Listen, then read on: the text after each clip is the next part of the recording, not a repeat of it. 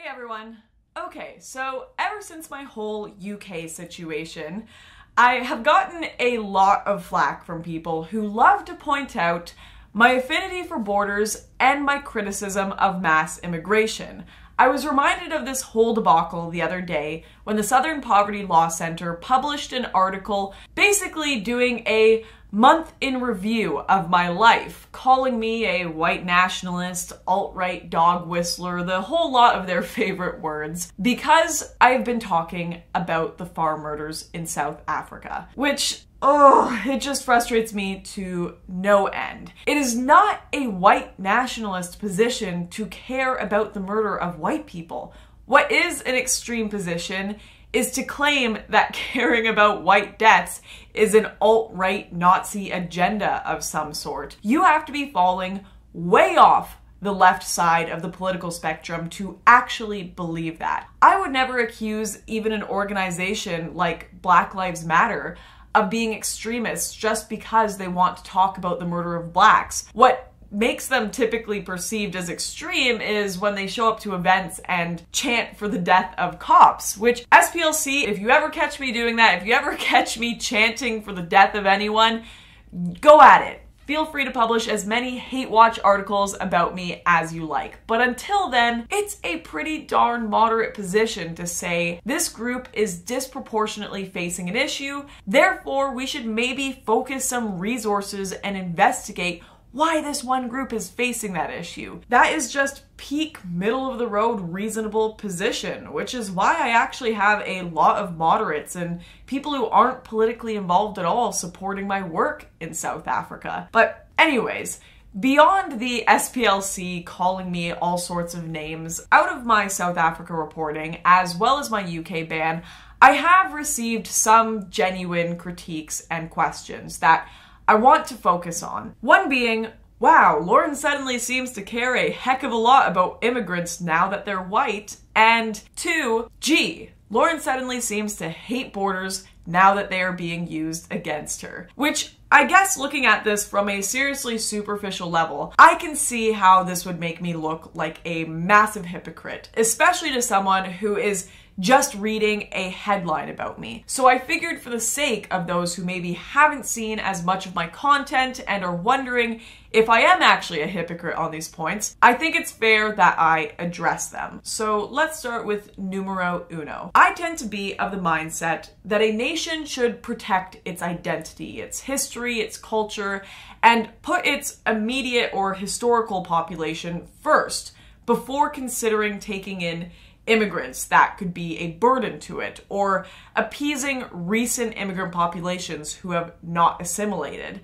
So if you look at these positions, why am I so supportive of a minority group within a nation that they are not native to, i.e. white South Africans in Africa? Shouldn't I be taking up my nationalist torch as I love to do in Europe and rallying for proper native Black Africans trying to reclaim their nation from whites? Not quite. If you look at most of my content criticizing immigrant ghettos in the West, for example, the Turkish segregated zones in Germany like Marxloh, I'm against them for the reason that they quite literally have no allegiance to the nation they live in. Many don't even bother speaking the language, and I am 100% convinced that if Turkey and Germany went to war, Marxloh would be pre-conquered land. It would just be a write-off, not even German territory anymore. And beyond that, this is ignoring the issues of welfare, crime, and terrorism altogether. Just looking at the first issues I mentioned, this is not sustainable. And if things continue in this direction of mass immigration of unassimilated people, Germany will collapse from civil, political, and economic unrest. White South Africans are very, very different to groups like this. They have been in their nation for hundreds of years. They helped create it. They fly the South African flag proudly, and were even there before the Zulus, who make up a large amount of the African National Congress, the party that are now trying to take white land on the basis that it belonged to them first, even though it didn't. Afrikaners also financially contribute to the nation. They are certainly not coming into the country en masse and taking over in any sense. If anything, they are leaving it in droves. So to compare recent immigrant groups to Europe, which I often criticize, to white South Africans is really, really intellectually dishonest. And even if we did assume or say that these two immigrant populations were exactly the same, I still would not support murder and theft against recent immigrants to Europe or America or Canada for that matter. That's ridiculous. I have never once advocated for that. I truly believe that when my ideas are represented honestly and not through the filter of far-left journalists and media publications, my position and reporting on South Africa is not hypocritical in the least. And I think it's very important that people realize that, because I don't want any confusion about me to take away from what a serious and underreported problem this is. I don't want people to be able to so simply brush aside the actual suffering and problems of a people just by calling me a hypocrite, especially when it's an inaccurate accusation. But anyways, now that that is out of the way, what about them borders? I have staunchly supported borders for a long time. I've wanted border security enforced, I've wanted background checks, I've wanted walls, electric fences, moats, alligators, sharks with laser beams, the whole lot of it. Yet suddenly, when it's used against me, when I'm the one being questioned as a terrorist, when I'm the one being locked out of a country, I get all upset about it. Vice publishes a piece on border control enthusiast banned from crossing UK border. Memes are made showing that I'm just a dummy who got what I was asking for. And tweets went viral saying, "My deepest sympathies to Lauren Southern, a gigantic moron who travels the world telling other morons not to let people from other countries in on not being allowed into another country." Even when I did a phone interview with the BBC, they asked me, "Lauren, can you now sympathize with all the migrants coming in who are denied entry to the UK?" And it really was all quite cheeky and funny at the time, until I realized people were actually taking this seriously and thought I was getting BTFO'd, as the kids say these days. So I really should clarify that not once in my entire political career have I ever advocated for border controls to be used on legal visitors to a nation, let alone legal migrants in general.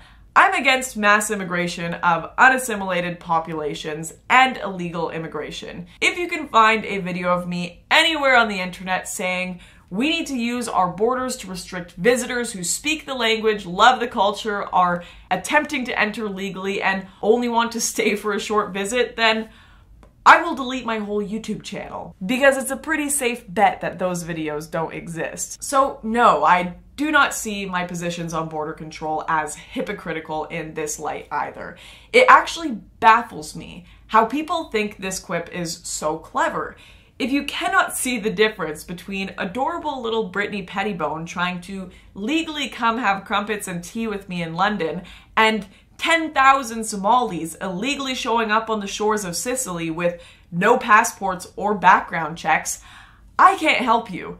That's on you. There is literally nothing in this video I could say that would help, other than maybe start wearing a helmet when you leave the house, because it is a dangerous world out there when you have a sub 40 IQ. Seriously though, I'd like to think these people know they are being intellectually dishonest. Vice journalists can string a sentence together, so I'm pretty sure they can tell the difference between this and this. It's just that they don't care.